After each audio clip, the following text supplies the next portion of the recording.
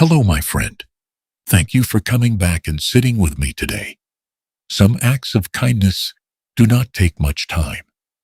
They do not require planning. They do not require a lot of money. They do not need an audience.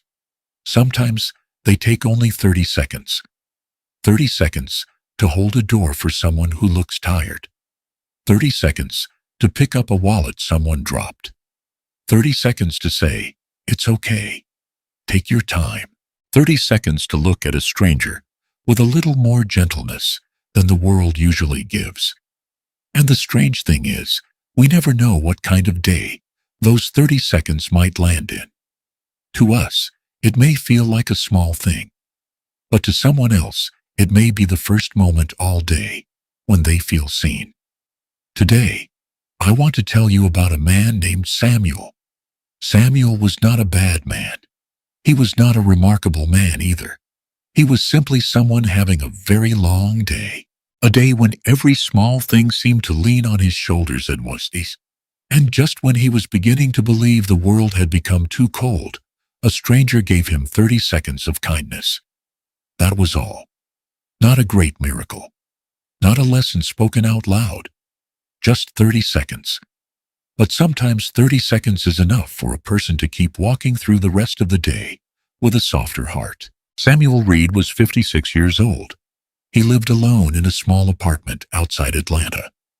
The apartment was on the second floor of an older building, with slightly cracked concrete stairs and a long hallway that smelled faintly of coffee from the neighbor's place every morning. Samuel used to work as a delivery driver for a medical supply company. It was not a job many people noticed, but he liked it. He liked driving through familiar streets. He liked knowing that he was bringing something necessary to someone who needed it. A wheelchair, an oxygen tank, a hospital bed. Things that were not shiny or glamorous, but could make life a little easier for a family. Samuel had done that work for nearly 20 years.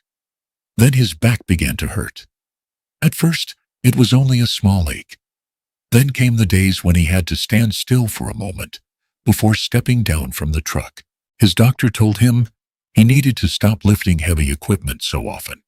The company moved him into warehouse work for a while. Then a few months later, during staff cuts, Samuel lost his job. No one said he had done poor work. No one said he was no longer valuable. They used polite words. "We're very sorry. You've contributed a great deal." This was a difficult decision. Samuel nodded, thanked them, then went home with a folder of papers and a strange feeling inside him, as if a door he had walked through every day for 20 years had quietly closed behind him. Samuel did not have a wife. He had been married once when he was younger, but the marriage ended after 7 years. There were no children. His parents had both passed away. His younger brother lived in Texas East, and they still called each other on holidays, but they were not as close as they used to be. Samuel was not completely alone. He knew a few people at church. He had a neighbor, Mrs. Alvarez, who sometimes brought him tamales around Christmas. The young woman at the corner coffee shop knew he always ordered black coffee, no sugar. But after he lost his job, Samuel realized something clearly. Not many people truly knew what his days felt like. It was no one's fault. Adult life can become very quiet that way. People keep living. They buy groceries, pay the electric bill, do laundry, say, "I'm all right," when someone asks. But inside, there are days when it feels as if the whole world is moving forward, and you are standing alone at an intersection, unsure which way to turn. After losing his job, Samuel began taking temporary work, app-based deliveries, overnight stocking shifts at a grocery store, helping in a small warehouse owned by someone he knew. None of it was steady for long. None of it paid much. But Samuel did not want to sit still. He needed to do something. He needed his days to have a shape. One morning in March, Samuel woke up at 5:30. Outside, it was still dark. Rain tapped softly against the window. Not a heavy rain, just the gray, steady kind that makes a city look more tired than usual. Samuel sat on the edge of the bed. His back ached. He placed both hands on his knees and took a slow breath.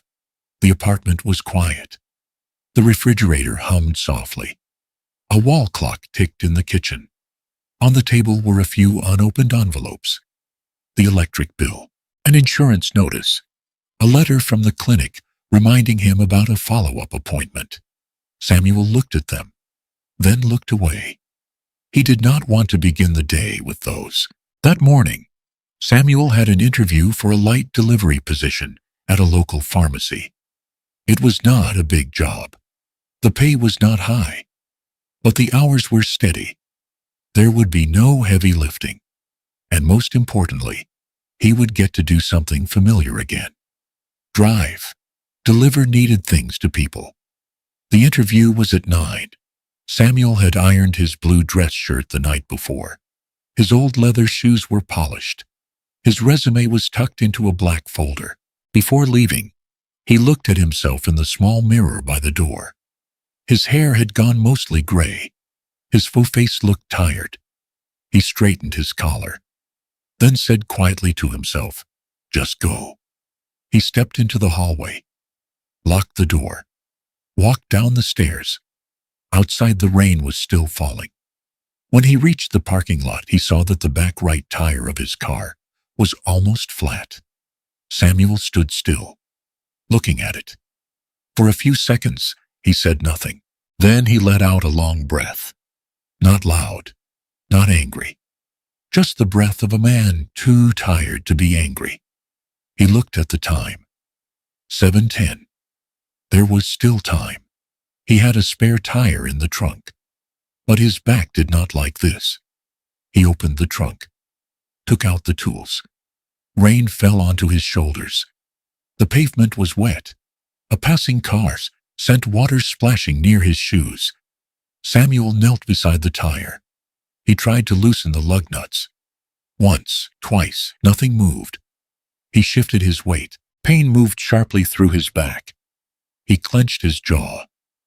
"Come on." Finally, after more than 20 minutes, he managed to put on the spare tire. His shirt sleeves were wet. His pants were marked with dirt. His back hurt more than before. He got into the car, sat still for a few seconds, looked at his hands, now streaked with grease. He could still make the interview. But the day had already begun, in a way that made him feel smaller and older than he wanted to feel. Traffic was worse than usual. A small accident on the main road had slowed everything down. Samuel watched the clock. 8:10, 8:20, 8:35. He called the pharmacy.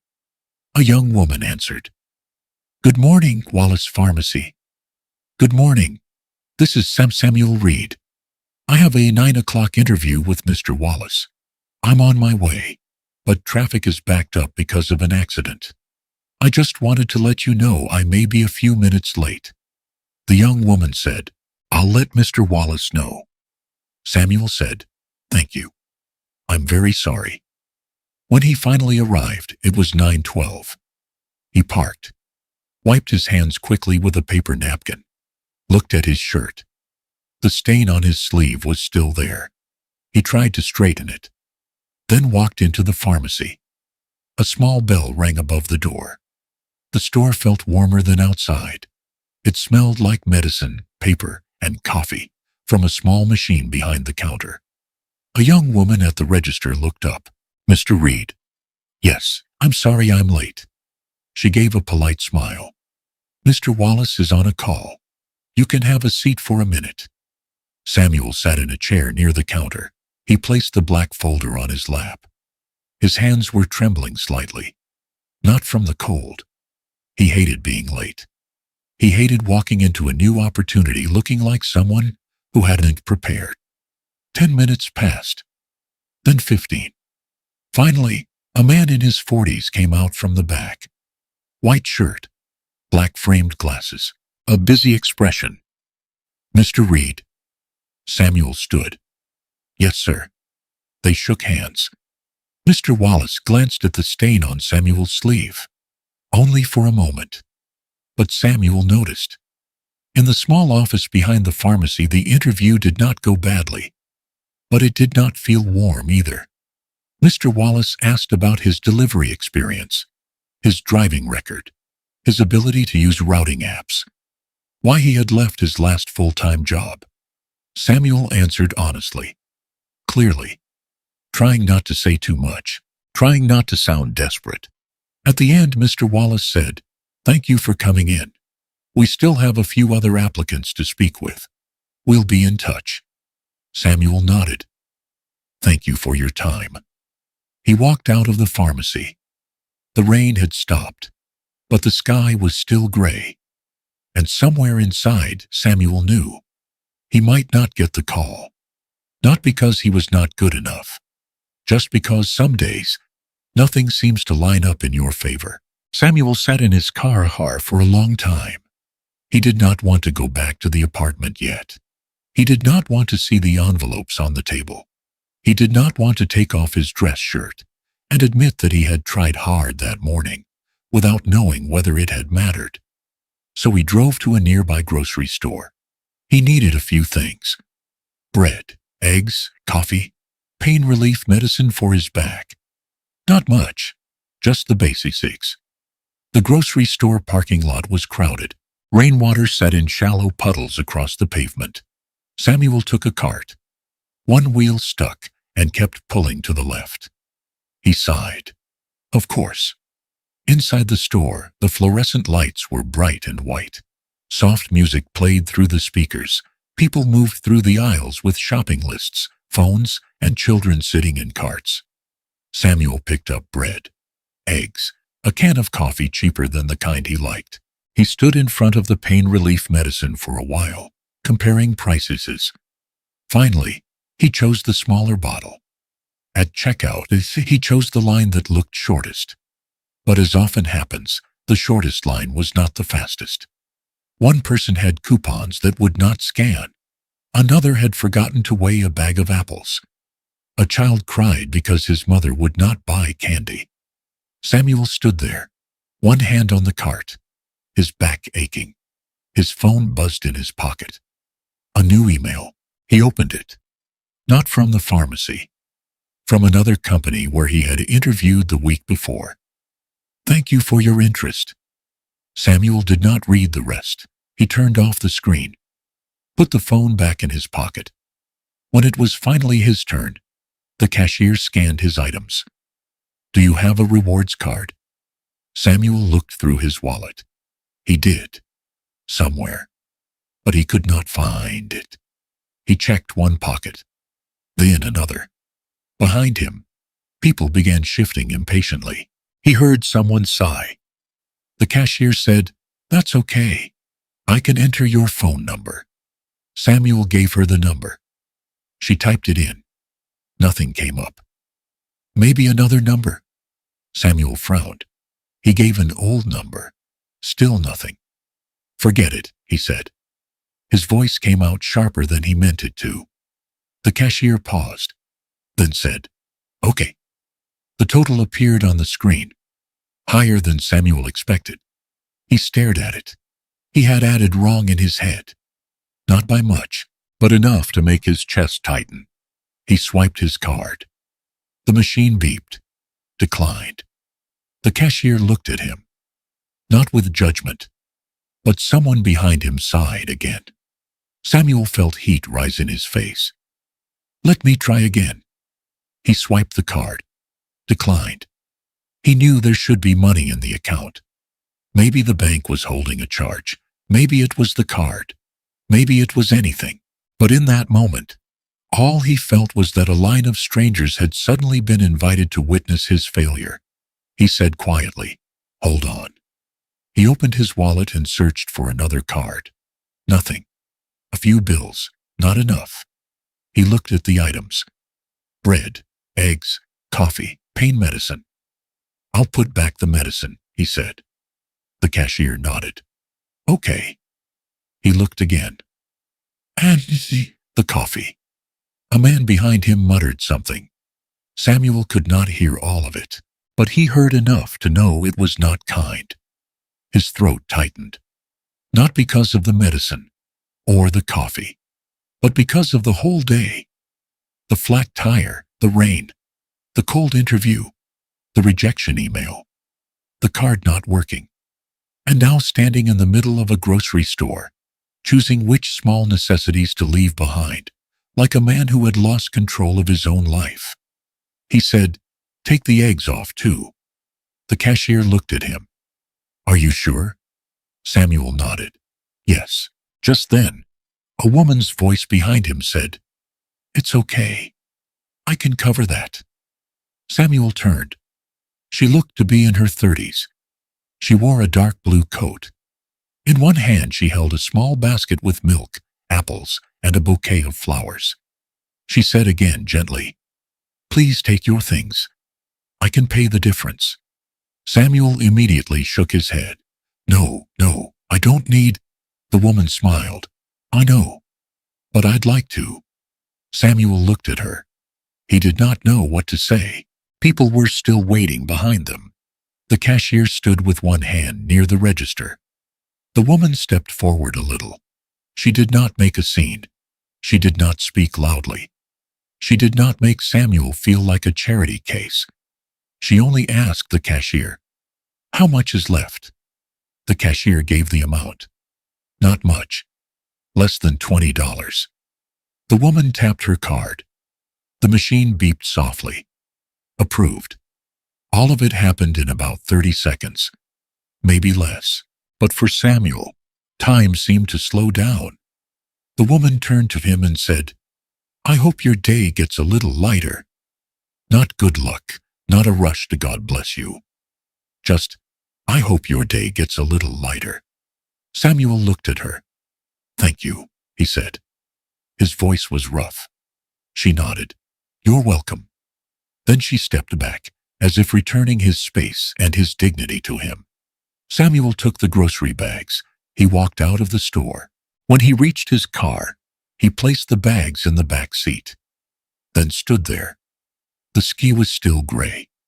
The pavement was still wet. His back still hurt. He still did not have a job. The bills were still waiting on the table. Nothing big in his life had been solved. And yet, something inside him felt as if it had been held together. Not because of the $20, but because, in a moment, when he felt ashamed, a stranger had not looked at him like an inconvenience. She had not looked at him like a failure. She had not sighed. She had not turned away. She had looked at him like a person. And on some days, that is enough to keep someone from falling a little farther. Samuel drove home. This time he did not turn on the radio. He let the car move through the wet streets in silence. The woman's words stayed with him. "I hope your day gets a little lighter." Not better, lighter. There was something about that word that made his throat tighten. Because maybe she understood that not every day can become good right away. Some days only need to become a little lighter. And that is enough. When he reached his apartment, Samuel carried the groceries upstairs. His back still hurt. But he moved slowly, not rushing. He placed the bread, eggs, coffee, and pain medicine on the kitchen table, the things he had almost left behind. He looked at them, then gave a small laugh. Not because anything was funny, but because sometimes kindness is so small that, if we are not careful, we might mistake it for ordinary. But to the person receiving it, it may be the only thing that day that helps them believe in people a little more. Samuel made a cup of coffee. It was the cheaper kind, but it still smelled good. He drank it slowly, then sat down in front of the envelopes on the table. This time he opened them, not because he was no longer afraid, but because he felt strong enough to look. He wrote down a few numbers, called the electric company, and asked for a short extension, rescheduled the clinic appointment, checked his bank account, and realized there was a hold from a gas station charge that had not been released yet, which had caused his card to be declined. Not everything was fixed, but the pieces had names now. and things with names are a little easier to face. Later that afternoon, Samuel's phone rang. An unfamiliar number. He answered. "Mr. Reed? This is Wallace from Wallace Pharmacy." Samuel sat a little straighter. "Yes, hello. Thank you for coming in this morning. I apologize if the interview felt a bit rushed. The store was busier than usual." "That's all right. We'd like to offer you a trial week if you're still interested." Samuel was quiet for 1 second, then said, "I am. Very interested." Mr. Wallace explained the schedule. Starting Monday, light deliveries, the first 3 days with someone training him. After the call ended, Samuel sat still. He did not jump up. He did not shout. He simply sat there in his small kitchen, beside a cup of coffee, and breathed out slowly. That day had not become perfect, but it had become lighter. The trial week at the pharmacy was not easy, but it was good. Samuel learned how to use the new routing app. He learned the names of a few employees. He learned that Mr. Wallace was not cold, as he had first thought, only a man being pulled too quickly by too many responsibilities. The deliveries were not heavy. Medicine, bandages, blood pressure monitors, small bags for older people who could not easily leave home. Samuel liked that part most. He liked knocking on the door, waiting a moment, smiling, saying, "Delivery from Wallace Pharmacy." There was an older woman named Mrs. Jenkins who always said, "You came right on time," even when he was only delivering blood pressure medicine. There was a young man caring for his mother after back surgery who looked at Samuel with tired but grateful eyes. There was an elderly couple who argued every time about who was going to sign for the delivery. Samuel began to feel that he had returned to something familiar, bringing needed things to people who needed them. Not grand, but useful. A few weeks later, he was offered a permanent part-time position.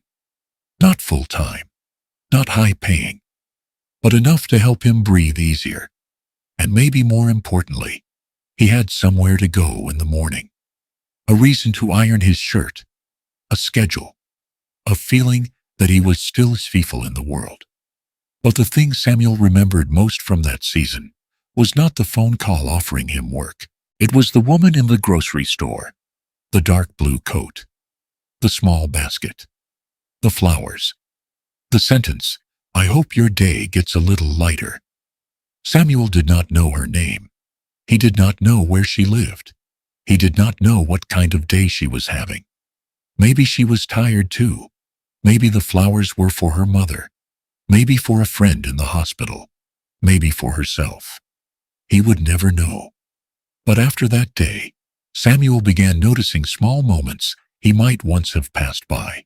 One afternoon in April, Samuel stopped at a gas station while making deliveries. He bought a bottle of water and a pack of mints.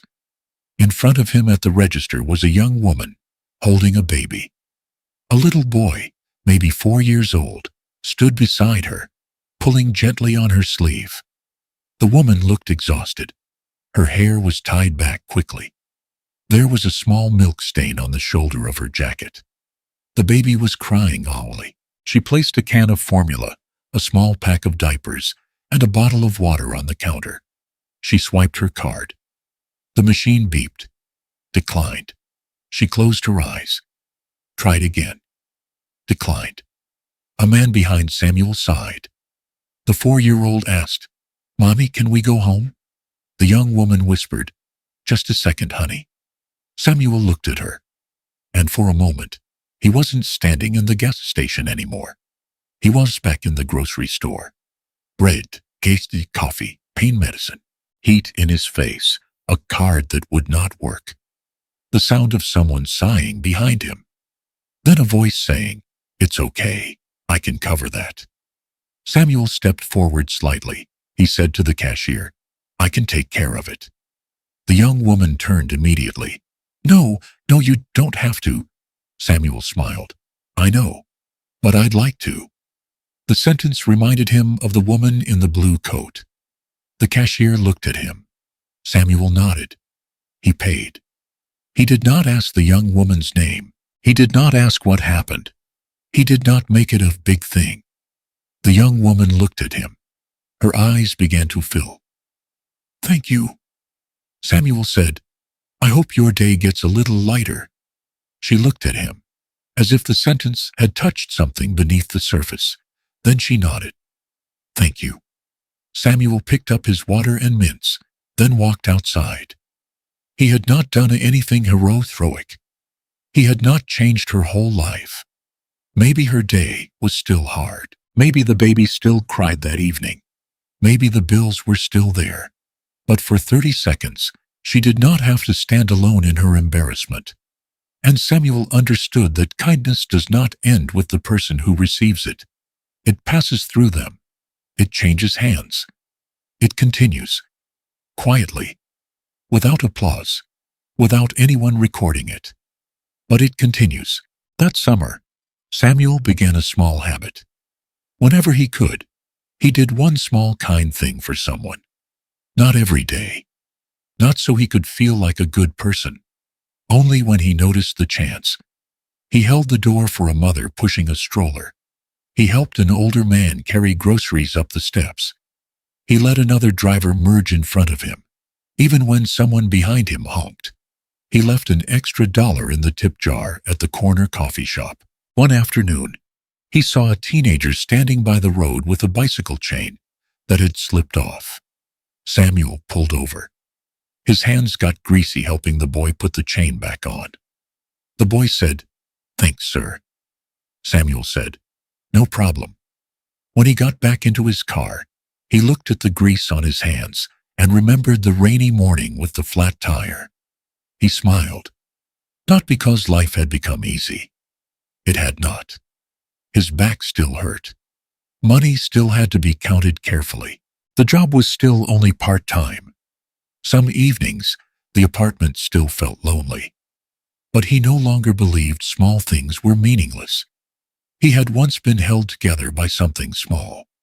And because of that, he began to believe that every day around us holds quiet chances to make someone's burden a little lighter. A real smile, a gentle sentence, an action that does not need explaining. 30 seconds. Sometimes that is all. One late afternoon in August, Samuel delivered medicine to a small assisted living home. After leaving the front desk, he passed by the common room. A few residents were watching television. An older man sat near the window, holding a photograph. He looked at it for a long time.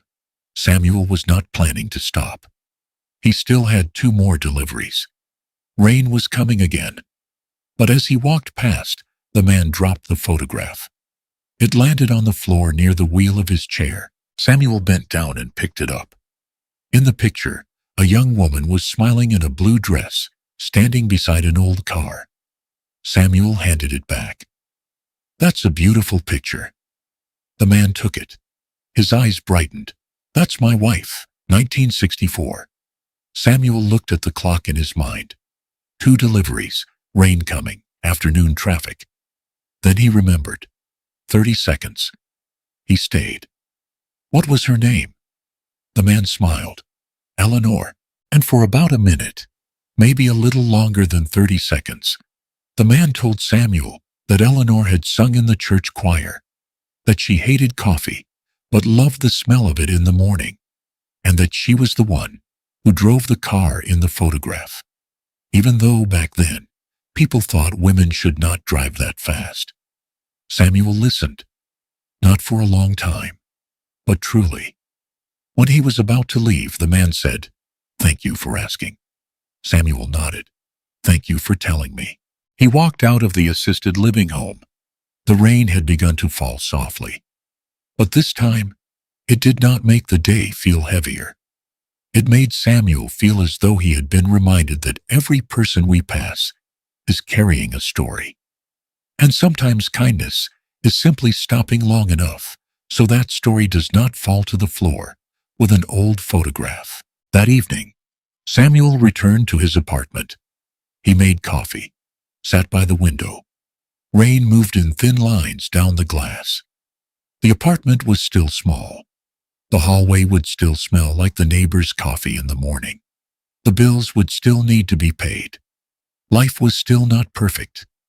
But Samuel felt a quiet peace inside him. He thought about the woman in the grocery store. He did not know whether she remembered him. Maybe she had forgotten. Maybe for her, it had been only a small act in a busy day. But Samuel remembered. On a day when he was standing at the edge of some thought, when one bad morning seemed to prove that he no longer had much value, a stranger had shown him the opposite, that he was still worthy of gentleness. That one hard moment was not the whole of who he was. That the world, tired and hurried as it may be, still had people who chose to pause. 30 seconds, a small amount of money, a warm sentence, a look without judgment. And from that, Samuel began carrying those 30 seconds forward. From the grocery store to the gas station. From the gas station to the assisted living home. From one stranger to another. Like a small candle passed from hand to hand. Not enough to light the whole world, but enough for the person near it to see the next few steps. And sometimes, the next few steps are all a person needs. You know, we often think kindness has to be large. A big gift, a great sacrifice, an act so memorable that someone remembers our name forever. But often, real kindness is small. So small that the person who gives it may forget it quickly. But the person who receives it does not. Someone pays for a few groceries. Someone says, "Take your time," when we are embarrassed. Someone asks the name of the person in the photograph. Someone does not sigh when we are moving slower than everyone else. We never really know what kind of day another person is carrying. Maybe they just received bad news. Maybe they lost a job. Maybe they are caring for someone who is sick. Maybe they have been trying to be strong for too long. Maybe they only need one small moment to remember that the world has not gone completely cold. The beautiful thing about Samuel's story is not only that he received kindness, it is that he let kindness move through him. He did not keep it as a private memory. He allowed it to change the way he looked at other people. And maybe that is how kindness lasts longer than 30 seconds. It continues living inside the person who was once helped by it. Then one day, when they see someone else standing in embarrassment, exhaustion, or loneliness, they remember, and they step forward. If today's story made you remember a stranger who was once kind to you, someone who held a door, someone who paid for something, someone who spoke gently at just the right moment, someone who made your day feel a little less heavy, I hope you hold that memory warmly. And if tomorrow, or even later today, you have one small chance to do the same for someone else, maybe you do not need to think about it too much. You do not need a lot of time. You do not need to do something grand. Sometimes 30 seconds is enough. 30 seconds to be a little kinder, a little more patient, a little more gentle. Thank you for sitting with me today. I truly appreciate it. Until our next story, take good care of yourself. And if you meet someone today who seems to be carrying a heavy day, maybe your small kindness could be the thing that helps them take the next step. This is Companion. Stories that remind us what truly matters.